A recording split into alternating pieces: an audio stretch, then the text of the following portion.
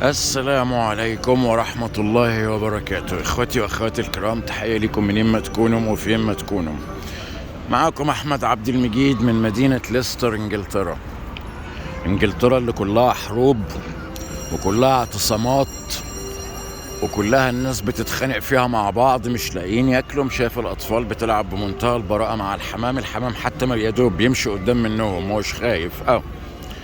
ودي بوابات إلكترونية بتنزل وتطلع علشان تمنع دخول حد السيتي سنتر. السيتي سنتر كله مقفول. زي ما انتوا شايفين درجة الحرارة دلوقتي حوالي 2 أو 3 تحت الصفر، لكن ما بتقفش. الدنيا بتشتغل هنا، في المطر بتشتغل، في البرد بتشتغل، ناس ما بتقفش. وهذا هي نصبن لهم مدينة ملاهي في قلب السيتي سنتر. مسلمين هم خارجين، محجبات خارجين، كل الناس خارجة بتتمشى وبتتمتع. مش زي ما اعلام ابن مليكة بيقول لك انجلترا مش لاقية تاكل، اعتصامات، اضرابات، ومش عارف وحصل ايه وما حصلش ايه. ناس هي طالعة النهارده السبت يوم اجازة بتتمتع. النهارده السبت كام؟ 17/12 على ما اظن. معلش التواريخ معايا ضربة شوية، على ما اظن 17/12. وهذا يا سيدي الناس هي بتتمتع. هي نشوف ده بتقطع منه التذكرة، بقول لك التذكرة بجنيه اهون، كام لفة. ودي لعبة تانية. هي شايف الناس اللي شغالة على اللعبة مأمنينها بصورة هون علشان ما حدش يدخل عربيات. هي شايف اللي شغالة على اللعبة دي، لو عندكم دي كانوا عينوها في المدرسة الأمريكية ولا الجامعة الأمريكية. مش باين على الناس ضعف التغذية ولا حاجة. وهذا كمان لعبة هناك هي، بص فوق اهي الناس هي بتتمرجح وبتلف.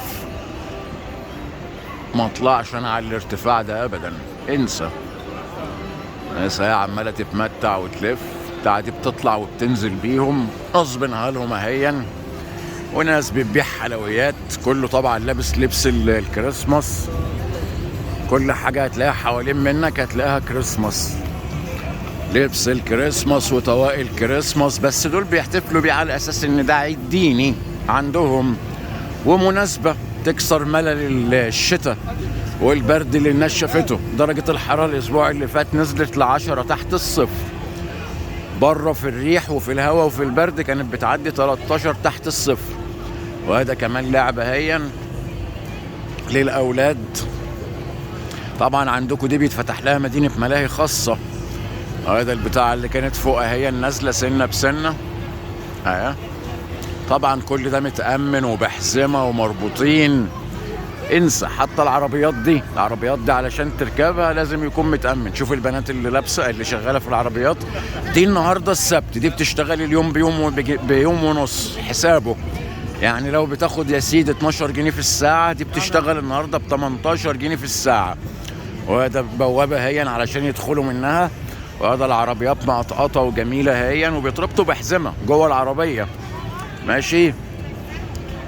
وهذا المحلات هي ماركات عالمية بتاع هي بيتنططوا عليها، تحت منها مطاط بيتربطوا بحبال. كل دي لعب للأطفال. واحد هون بيبيع حلويات انجليزي، غزل البنات ومش عارف وايه، كشك شكله جميل وظريف. الناس دي كلها معاها تصاريح تشتغل في الاكل والشرب، مش اي واحد بيفتح كده وكان يوماني، لا. والناس هي فاتحه. وده لعبه كمان هي، شايف بص شوف النظافه، بص النظافه. شايف البنت اللي بتشغل اللعبه متحكمه فيها بايه؟ جهاز كمبيوتر قدام منها اهو. وده الواد اللي شغال اسف اهو بيتحكم في اللعبه بجهاز كمبيوتر قدام منه اهو. اتفضل. هل انت شايف قدام منك ان في مظهر من مظاهر الاضراب ولا كاني ولا ماني؟ في ناس بتعمل اضراب زي ما قلنا قبل كده. لو مثلا طلعت قرارات في وزارة او في مؤسسة ما عجبتش العمال، فيها ظلم في اللي بيقبضوه او الكلام ده، بيدعوا الاضرابات، لان في نقابات بتدافع عن حقوق الناس دي ماشي. وهذا واحد اهون بيدعي للمسيحية، محدش قال له انت بتعمل ايه. ممكن تلاقي واحد واقف بيدعي للإسلام. وده العربية بتاعت سانتا هيا بتوع المطافي بيعملوها علشان يبسطوا العيال الصغيرة. كويس ان هي موجودة اهي قدام منك اهي. قال يعني زي عربية سانتا اللي بيجي بالهدايا. يا سيدي بص، دول بتوع المطافي، دول بتوع المطافي. الحكومة بتديهم، يعني الحكومة بتخليهم يطلعوا يعملوا الكلام ده، ولو عايز تتبرع لهم بأي حاجة تبرع. وده العربية بتاعت سانتا اها، اتفضل. وده طقم المطافي هون اللي شغال على العربية ورا. واحدة طلبت انهم صورة. بص الناس، شوف الانجليز دول باين عليهم ضعف التغذية. هتضرب من الجاكيت اللي هي لابساها. بص، والاطفال الصغيرة هي بتشاور لسانتا وبتقول له اطلب منه الهدية بتاعك علشان تجيلك. وده سانتا قدام منك اهو. دي بتاعت المطافي، دي بيعملوها وبتطلع تلف المدينة كلها، كل شوارع المدينة. وده عربية هي موجودة علشان لو عطلت يصلحوها. ودول بتوع المطافي بيخلوا العيال تركبها عادي وتتمتع وكبل لك عليها ماري كريسماس، عيد كريسماس مجيد. كلها حمرة طبعا زي ما انت شايف. ودي الغزالة اللي بتطير بيها. ده كريسماس حقيقي. العربية دي هتفضل تطلع كل يوم. بيدوا للناس قهوة ببلاش على فكرة. بيدوا للناس قهوة ببلاش اهو يا سيدي. بيدوا لهم قهوة ومشاريب شاي ببلاش. وهذا عربية الكريسماس عشان يبقى كريسماس حقيقي يا عم. ما تقول شفته فعلا، تقول شفته. وهذا الغزالة اللي بتطير هي وفيها الجراس. دي مفروض ان هي هتطير وهتيجي للعيال يحتف لهم الهدية من المدخنة. يقوم الكريسماس الصبحية، يوم الكريسماس الصبحية يلاقي الهدية بتاعه. بص على الانجليزيات هتلاقي الخدود الحمراء ورد من كتر البرد.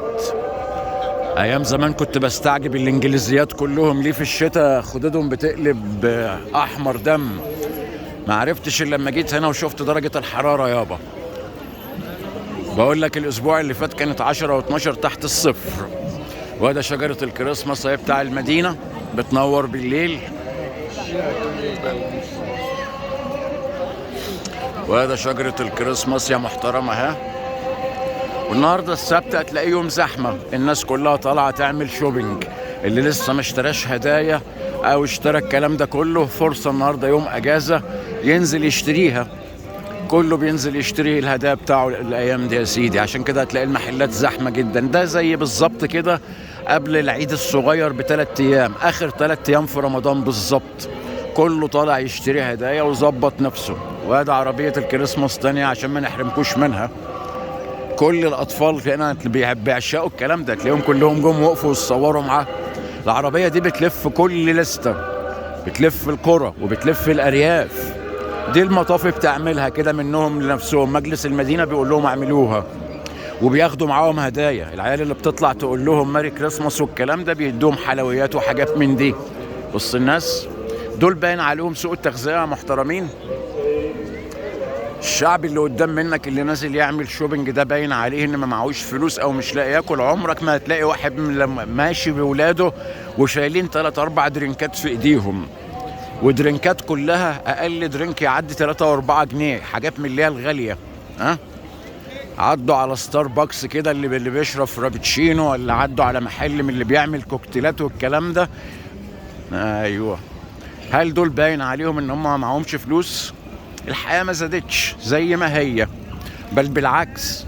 الايام دي والله كمان مره المحافظه اللي انا فيها دي اسمها ليستر محتاجين اكتر من حوالي 22,000 وظيفه علشان يسدوا الموسم ده بس، اللي هو موسم الكريسماس ده، في جميع التخصصات، مصانع، متاجر، كل اللي انت عاوزه.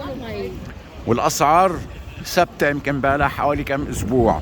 وزي ما قلنا الاسعار هنا بتزيد 5 قروش 10 قروش، ما بتزيدش اكتر من كده. لان القرش هنا ب40 قرش عندكم او ب45 قرش. ال10 استرليني ب12 دولار ونص. الاسترليني، الجنيه الاسترليني بدولار و25 سنت. يعني لو الدولار عندك ب34، الاسترليني 50 مرتاح. دولار وربع الاسترليني يا سيدي.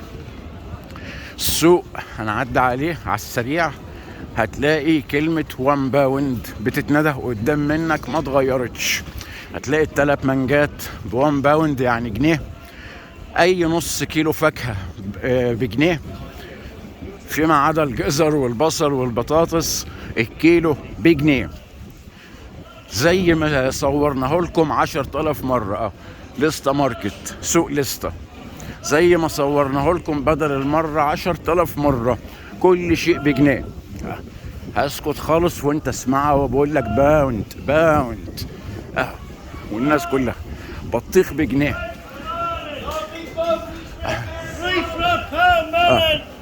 بقول لك الميلون التلاتة بجنيه، التلاتة ميلون بجنيه. يا بلاش، تعال نشتري. كل حاجة بجنيه قدام منك اهي زي ما هي. الموز ده كله بجنيه، الموز ده كله بجنيه يا محترم. كل حاجة قدام منك بجنيه او ب2 جنيه. بص اهو قدام منك اهو بجنيه، ب50 قرش الراسبري بجنيه بجنيه بجنيه بجنيه. كل حاجة قدام منك بجنيه، ال5 بجنيه، ال6 بجنيه، كل حاجة قدام منك بجنيه.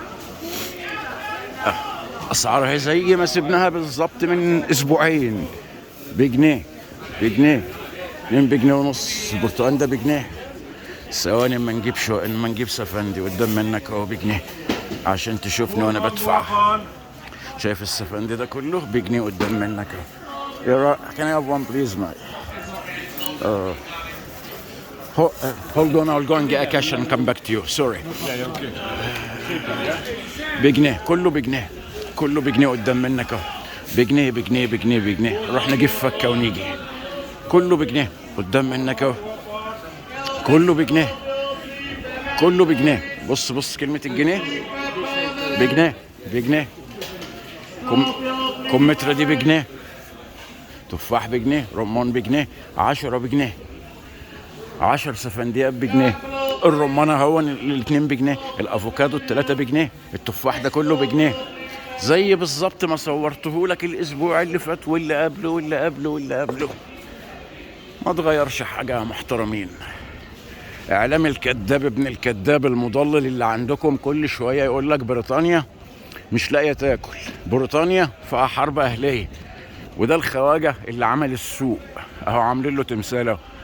ده الخواجة اللي عمل السوق، عاملين له تمثال اهو ومظبطينه باللبس اللي كان بيلبسه اياميه.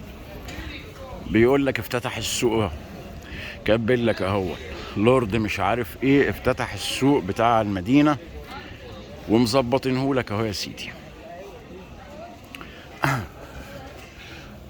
سوق الاسماك واللحوم والجبن زي ما هو.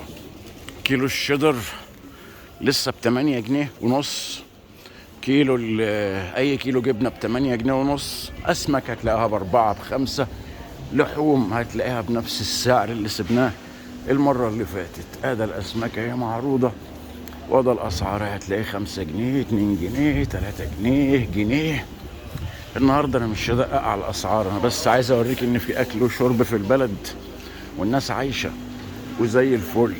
الجبن قدام منك اهيا، النص كيلو ب3.69، نص كيلو ب3.69 يا محترم. يبقى الكيلو ب7.5 قدام منك اهو. كله سعر واحد، كله سعر واحد قدام منك اهو. بص شايفه اهو اهو اهو. نص كيلو ب3.89 اهو.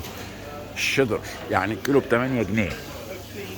لو ترجع لاخر فيديو انا عملته هتلاقي الكيلو ب8 جنيه زي ما صورته لكم. وده السوق اهو مليان خيرات، لحوم بارده، لحوم جافه، لحوم مش عارف ايه، بيض فراخ، بيض بط، كل اللي انت عاوزه. 6 بيضات بجنيه وربع زي ما هي زي ما صورناها لك. عيش طازه مخبوز وطالع من الفرن طازه اهو. بريطانيا فيها اكل وفيها شرب والناس عايشه، محدش اشتكى. وده زي ما انتم شايفين الناس ماشيه اهي بابتسامه على وشها، لا في مظاهرات ولا بيقتلوا بعض ولا بيضربوا بعض ولا في مجاعه.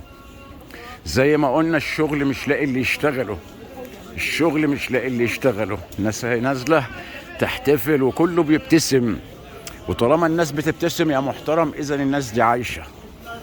محدش بيبتسم الا لما يكون مرتاح في حياته، محدش بيبتسم الا لما يكون مرتاح في حياته. تعال نجيب فلوس ونجيب فاكهه قدام منكم عشان تصدق الاسعار. نجيب اي حاجة طالما جينا هنا بالمرة. الشوارع الرمل اللي محطوط على الارض ده علشان المية بتجمد، محدش يتزحلق. حاطين الرمل ده علشان ايه؟ ما تتزحلقش، لان لما درجة الحرارة بتنزل عن صفر المية دي كلها بتتجمد. وهذا عربية الزبالة هيام بتكنس اهو قدام منك اهي، بص اهو اهو اهو، شفته اهو، عربية الزبالة هي بتكنس، شفتوه؟ ايام المقشات ولت. ثواني نجيب فلوس ونروح نجيب خضار قدام منكم، نجيب فاكهة وكده.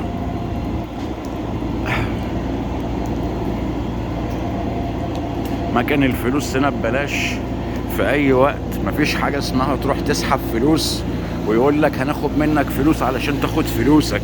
الجهل ده عندكم انتوا بس، بتحط الكارت كده اهو، بتدخل الارقام وتشوف انت عايز كام وتمشي. ها؟ الجهل ده عندكم انتوا بس.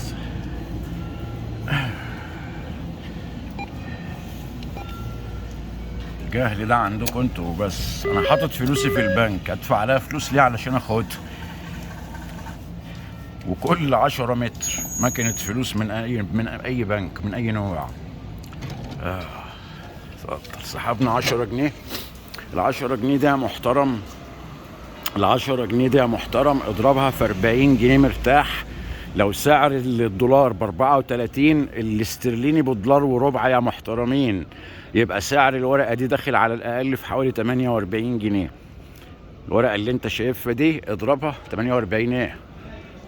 400 48. اضرب معرفش، اضرب 10 جنيه في كام؟ الاسترليني دلوقتي، الجنيه الاسترليني بكام؟ ب 40 جنيه، دي ب 400 جنيه. يا نهار اسود، استغفر الله العظيم يا رب. اضرب دي في 41 جنيه، 10 في 41 دي ب 400 وحوالي 10 جنيه، بحوالي 420 جنيه. ال10 جنيه دي يا حضرات بحوالي 420 جنيه مصري. انا مكسوف اقولها، ده انا بحس الجنيه لو الجنيه ب 48 دي ب 480 جنيه. ال10 دي ب 480 جنيه. شفت الجنيه بتاعكم حصل له ايه؟ اما العسكر استلموا مصر كان الجنيه المصري كان الجنيه الاسترليني بحوالي 80 قرش مصري، وكانت بريطانيا العظمى كانت اغلى عملة في العالم. شوف بعد كام سنة بقينا قد ايه. ناس هي واخدة كلابها تمشيها. تعالى يا عم نجيب فاكهة قدام منكم، وتعالى كده ايه نوريك الدنيا ماشية ازاي طالما احنا هنا. تعالى نجيب برتقان علشان فيتامين سي والبرد. ايه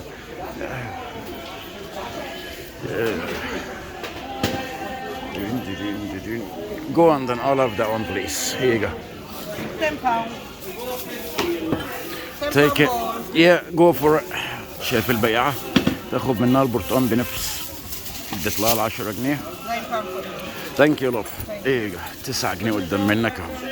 2 جنيه 2 جنيه فضية، و2 جنيه عاديين، و5 جنيه قدام منك اهو. تعالى يا عم نجيب حاجة تانية كمان. في تفاح بجنيه اهو، نجيب تفاح، نجيب التفاح ده بجنيه. تعال نشوف حاجة تانية كويسة. السفندي ده بجنيه، الليمون ده بجنيه، الليمون الاصفر بجنيه، التفاح ده كله بجنيه، الاناناس الاتنين بجنيه. تعال نجيب اي حاجة تانية. نجيب ايه؟ عنب بجنيه، برتقال بجنيه، عنب بجنيه، برتقال بجنيه، تفاح بجنيه، مانجا 3 بجنيه زي ما قلت لك من قيمة شوية. منقبات اهم بيشتروا، محجبات اهم بيشتروا. الموز ده كله بجنيه. تعال نجيب موز، الموز كويس. شايف الموز 5 صوابع اهم بجنيه. ناخد دي، تعال ناخد دي 6 صوابع اهم بجنيه. احطها قدام منه هنا واديله جنيه. شايف دي بجنيه اهو قدام منك اهو بجنيه. البرتقال اللي قدام منك ده بجنيه. نص كيلو طماطم اهو بجنيه. اي حاجه بجنيه زي ما صورتها. اوكي ماشي بسرعه. وده البياع اهو ده بولندي شغال هنا. وهذا الموز اهو انا هديهوله، وهذا جنيه اهو، اهو جنيه، بس الجنيه ده ب 48 من عندكم. الجنيه ده ب 48 من عندكم، وده الجنيه اهو ادوله قدام منك اهو. ثانك يو فيري ماتش. وهذا الجنيه اهو، والبياع بيقول لك شكرا يا صديقي. وهذا يا عم الموز اهو، والبرتقال اهو، ماشي. التوت ده كله بجنيه، دول الاتنين بجنيه ونص. شايف المانجا 4 بجنيه، يا بلاش اهي.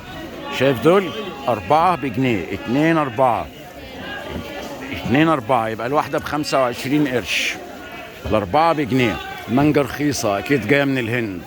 جزر بجنيه، فراولة بجنيه. المانجا الأربعة بجنيه، الواحدة ب25 قرش ومش في الموسم. كنتالوب 2 بجنيه، كنتالوب 2 بجنيه. تعال نجيب كنتالوبيتين كمان ويبقى كده إيه، جبنا 3 أنواع فاكهة. تعال ناخد الكنتالوب ده. شايف البياع؟ يورا I'll have this one please معي. وده جنيه قدام منك اهو، شايف؟ بص جنيه. ثانك يو فيري ماتش. وهذا كنتالوب، كيلو كنتالوب. يبقى جبنا كيلو، جبنا 6 صوابع موز بجنيه، وجبنا كيلو سفندي بجنيه، وجبنا كيلو كنتالوب بجنيه. المانجا قدام منك اهي، الأربعة بجنيه. كنتالوب اهو 3 بجنيه، بجنيه. كل حاجة قدام منك اهي بجنيه. عنب الاتنين بجنيه ونص، كمثرى الاتنين بجنيه، تفاح الاتنين بجنيه، برقوق كيلو بجنيه، طماطم النص كيلو بجنيه. كل حاجة قدام منك اهي زي ما صورتها. ارجعوا للفيديوهات اللي فاتت. مانجا اهي بجنيه. بص كلمة جنيه لعلعة، كلمة جنيه ملعلعة. بص جنيه جنيه. يبقى قرب الصورة. هذا الاسعار. وهذا يا عم الفاكهه اللي جبناها اهو قدام منك اهو. 3 اكياس اهم ب3 جنيه، يا بلاش 3 جنيه فضيه. الحد الادنى للاجور ما زال 11 جنيه في الساعه، وفي نقابات عامله اضراب عايزه الحد الادنى يطلع ل 12 جنيه. فما دي بتحصل عادي. ممكن الدكاتره تعمل اضراب يومين، بتحصل كتير. ممكن الناس كتير تعمل اضراب، لان الناس هنا مش عبيد، ما بتوافقش على كل حاجة الحكومات بتعملها لها. ما بيعترضوا على حاجة بيعترضوا وبيقفوا وبيدافعوا عن حقوقهم. رجالة. ودول هنودة هم بيغنوا للإله بتاعهم، محدش كلمهم. والمحلات دي بتبيع الهدوم اللي الناس بتتبرع بيها. أغلى حتة ب3 جنيه. بقول لك 3، كل حاجة ب3 جنيه أو أقل، أو أقل. ناس خارجة هي زينة الكريسماس متعلقة زي زينة رمضان عندنا، أيام ما كانوا بيسمحوا لكم تعملوها. وكله عايش حياته متع، مفيش لا مجاعة ولا في أي مصيبة ولا في الهوى. بالعكس، أكتر أيام الناس بتمسك فيها فلوس هي الأيام اللي احنا فيها. وهتلاقي قدام منك كل الجنسيات، هتلاقي الأبيض وهتلاقي الأسود وهتلاقي الملون وهتلاقي المصري. كله ماشي في امان. محدش بيقول للتاني انت رايح فين ولا جاي منين، ولا في ضابط شرطه بيقول لك تعالى انت بتصور ايه. مجلس المدينه هنا في كل مناسبه لازم يعمل حاجه. دلوقتي الكريسماس هتلاقي كل حاجه تخص الكريسماس. تعالى كده اما اوريك الزينه اللي عاملينها. هذا شجر الكريسماس اهو، جابوه زرعوه مخصوص، لسه واقع عليه التلج ما نشفش. جو درجه الحراره دلوقتي بتاع 1 تحت الصفر او 2 مرتاح. قدام منك شجر الكريسماس اهو بالتلج اللي نزل عليه امبارح.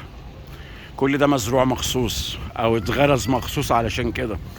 وده الحمام اهو بيلعب في امان الله، والعيال بتلعب معاه. النافوره متجمده، اوريكم التلج اللي فيه. تعال اول ما اصور لكم البتاعه دي. وده هو بيحكي لك القصه، قصه ميلاد المسيح. لابس عربي اهون. وده الناس هي الصالحه اللي جت تتنبأ بيه لما شافت النجمة في السماء، اللي قالت ان هو خلاص سيتولد. وهذا الملاك هو اللي نزل علشان يقول لهم ان هو يتولد، وهم في ضلال فيما يعبدون او ما يعبدون. وهذا البتاع هي المعمولة بتحكي لك القصة. اتولد في بيت فيه رعاة، كان فيه بقرة وفيه مش عارف ايه، وهو مولود هون في المهد، وفيه حمار، وناس هي سعيدة ومبسوطة بيه. ومش عارف ومين ومين. لكم دينكم ولا دين يا سيدي. هم على فكرة ما بيشغلوش بالهم بالكلام ده أكتر ما بيشغلوا بالهم بالاحتفال. كله عارف إن لا كان في كريسماس في المعدة ولا كان في دياولو. العملية وما فيها إن كان في عيد وثنيين، فالرومان علشان يخلوهم يسيبوا الوثنية جابوا عيد الكريسماس ده وثبتوه مكان أكبر عيد في السنة اللي هو عيد الوثنيين. وده النافورة هي المية اللي فيها اتجمدت وقفت. بص التلج اللي انت شايفه ده كان مية اهو. التلج اللي انت شايفه ده كان مية. درجة الحرارة بقول لك من يومين نزلت لماينس 18 تحت الصفر. وده المية هي اتجمدت. شايف التلج ده كان مية. ده كان مية تلج هو واقف. لو دوست عليه هيتكسر تحت منه مية. وده النافورة هي المية بتاعتها اتجمدت كلها. ده يوريك يابا درجة الحرارة اللي شفناها هنا. وهذا الناس هي طالعة تتمتع وتتصور، محجبات مسلمات من كل الأجناس، والناس بتقابلك بابتسامة. تبص كده عمرك ما تبص في وش واحد إلا لما تلاقيه بيبتسم. منظر التلج ده اللي روعة. وعاملين لهم الناحية التانية هي تعال نصور لك الظاهر عاملين حاجة تانية هناك. شجر كريسماس اهون كتير مزروع ومغروس فيه أنوار نور اهون. وعاملين كشك اهون معرفش الظاهر بيغيروا فيه هدومهم وبيطلعوا يقدموا نمر. وهذا شجر الكريسماس اهو قدام منك يا سيدي.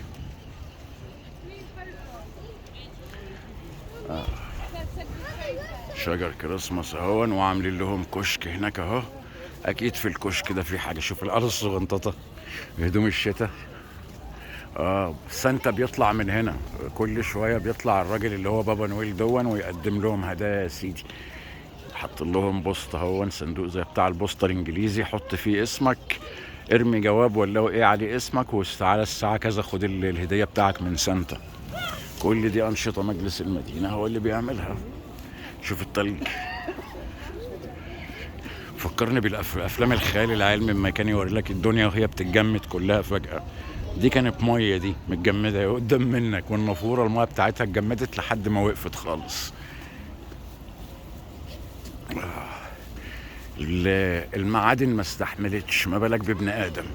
وكل دي زينه، كل دي بتنور بالليل، مكتوب عليها ماري كريسماس، كريسماس سعيد ومش عارف وايه وايه. ولو مشيت في البلد كلها هو ده اللي هتشوفه. كل حاجه زي ما قلنا قلبت كريسماس خلاص. ودرجة الحرارة تلج، بس الناس بتعيش، الناس اتعودت. دكك اهي مش لاقي حد يقعد عليها. طبعا لو كان في مظاهرات ولا في تضربات كانت اول شيء هيتكسر هو الكلام ده. انما مش عايز يعني احلف لكم عندكم النت. وبعد كده اما يطلع اعلام العلق الخنازير دول يقول لك كده، يبقى شوف اي صورة يقول له وريني ادخل على اي سوق وقول انجلترا اسعار الاكل والشرب فيها ايه. ادخل على لندن ماركت بتاع الخضار ارخص من لسته كمان. تصدق او ما تصدقش، في حاجات انا بشتريها بسعر القطاعي، لو اشتريتها بسعر الجمله هجيبها ارخص بكتير. كيلو الرز البسمتي قطاعي بحوالي 120 قرش. لو رحت جبت اللي بتقولوا عليها ايه الشكاره الكبيره اللي هي 25 كيلو، باخد الكيلو بجنيه. بسمتي افخم انواع الرز وكله هنا بياكله. نادر احنا بناكل الرز المصري هنا اما الواحد بيشتاق له مره كل كام سنه. انما البسمتي انضف واسهل في طبخه فكله بيتعامل بيه. كيلو الفراخ مازال ب6 جنيه حتى بعد الزياده، اسف ب5 جنيه وب4 جنيه كمان والله. الفرخه جاهزه كيلو حوالي ربع، التلاتة ب10 جنيه زي ما هي، زي ما صورتها لك. اخد الاولاد احنا التلاتة ونروح اي محل اللي هو الجانك فود اللي هو الاكل بيقولوا عليه الرابش الزباله ده، اسف، ماكدونالدز او كنتاكي او صابواي او الكلام ده. ما بندفعش احنا التلاتة 10-11 جنيه شغل ساعه. وزي ما انت شايف يا محترم الناس هي خارجه بتتمتع، كله ضارب الطواقي من البرد. تعرف هنا ان الجو برد اما ابن البلد يلبس الطاقيه. ازازه الزيت ما زالت ب 198 قرش اللتر. الست بيضات ما زالوا بجنيه وريال، بجنيه و20 قرش، عشان ناس كتير ما تعرفش كلمه الريال دي، احنا الجيل القديم اتربينا عليه. ماشي. كل شيء زي ما هو، كل شيء زي ما هو. والايام دي اكتر ايام في السنه الناس بتمسك فيها فلوس من كتر الشغل. في اللي بيشتغل شغلانه واتنين، في اللي ما بيبطلش. في ناس بتشتغل في الاسبوع مثلا 12 ساعه 4 ايام متواصل، بياخد كمان يومين اوفر عليهم، اوفر تايم عليهم. ليه؟ لانه عارف ان بعد الموسم ده الدنيا كلها بتنام. زي بالظبط بعد رمضان عندكم، عما تبدا الدنيا تتحرك تاني على اخر 2 او على اول 3. انما دلوقتي كله ماسك فلوس، كله ماسك فلوس. اللي معانا مصريين في الشغل، نفسي اوريك اوردر الغدا او العشاء اللي بيعملوه قبل البريك. ما بنيجي نطلع غدا، العمال العاديين اللي بياخدوا 11 جنيه في الساعه بيطلبوا الاوردر الاكل بتاعهم من بيتزا هات ومن دومينوز، بيعملوا الاوردر بحوالي 120 جنيه ليهم هم ال6 أو ال7، وبيدفعوا الفلوس وقلبهم راضي. كل واحد بيدفع له 8 9 جنيه ولا حاجه ولا 10 جنيه وقلبه راضي، بيكسب. ودي العمال العاديه. بلد شغاله الحمد لله، والناس قدام منك اهي بتبتسم. رجع الفيديو ده 30 مره لو لقيت واحد فيهم مكشر او ماشي يكلم نفسه بحق. وده الاسعار قدام منك اهي. كان معايا 10 جنيه، لو كنت عايز اروح ب10 اصناف فاكهه وخضار مختلفين كنت روحت بيهم. طب معنى كده ايه؟ معنى كده ان ال10 جنيه تجيب لي خضار وفاكهه الاسبوع. يا سيدي لو 20 جنيه هتجيب لي 10 انواع فاكهه و10 انواع خضار. انا كان ممكن اجيب 4 مانجات بجنيه كيلو زي ما شفتم، وكان ممكن اجيب كيلو عنب بجنيه ولا 2 كيلو عنب بجنيه ونص، وكمل بقيه ال10 جنيه تفاح ومش عارف وايه والكلام ده. ونفس الوضع كنت هعمل في الخضار. ادي 20 جنيه، 100 جنيه 150 جنيه تكفيك اكل الشهر كله. ادي يومين شغل، اسبوع ونص شغل هيدفع لك الايجار، ومش هتاكل اي اكل ومش هتشرب اي شرب. بيجيلنا جوابات من الحكومه تقول لو انت لسه متاثر من كورونا ابعت لنا واحنا نساعدك، لو مش قادر تدفع الضرايب وبتكسب قليل ادفع لنا واحنا ابعت لنا واحنا نساعدك. اقسم بالله. ونزلت الجواب على الفيسبوك وعلى اليوتيوب، جوابات بتيجي للحكومه من الحكومه للناس كلها. لو مش قادر تدفع الايجار قول لنا واحنا نساعدك، لو الضرايب كتيره عليك قول لنا واحنا نساعدك، لو لسه متاثر من كورونا قول لنا واحنا نساعدك. وبيساعدهم، بمجرد ما بتدخل على الموقع والله بيردوا عليك ما يجيش في 24 ساعه بعد ما بتسجل البيانات المطلوبه منك. هذا الحكومه. البلد زي ما انت شايف اهي بتتكنس كل يوم. لو كان في تضربات كان اول ناس مش هتاكل عيش كانت الناس اللي شغاله في الزباله. ما حصلش. الناس شغاله هي وماشيه، واللي انت شايفهم دول رايحين ماتش رجبي، كرة القدم الامريكية. اللي انت شايفهم دول العواجيز دول رايحين ماتش يشجعهم. الشوارع اهي ما حصلهاش حاجه، لسه متبلطه ببلاط قصور فاخر، التلج ما جمدوش. والانجليز اهو قدام منك خارجين يتمتعوا، خارجين يشوفوا نفسهم. بلد الحد الادنى الاجور فيها 11 جنيه في الساعه، اضربها في 48 يعني حوالي 500 جنيه. البلد دي الحد الادنى الاجور فيها يوازي 500 جنيه مصري، وقيمتهم اكتر من 500 جنيه مصري. كيلو اللحمه ب6 جنيه او ب7 جنيه اسف، كيلو الضاني ب8 وب9 جنيه، كيلو الرز بجنيه وربع ولا بجنيه و30. ب10 جنيه هتجيب كيلو لحمه وكيلو خضار وكيلو رز تاكل ولادك احلى اكل. وده بتاعت الزباله طالعه هي. بريطانيا اهي اللي مش لاقيه تاكل، بريطانيا هي اللي كان فيها حرب اهليه. كان معاكم احمد عبد المجيد من خط المواجهه ومن قدام ضرب النار. نتقابل النهارده بالليل ان شاء الله. سلام الله عليكم ورحمته وبركاته.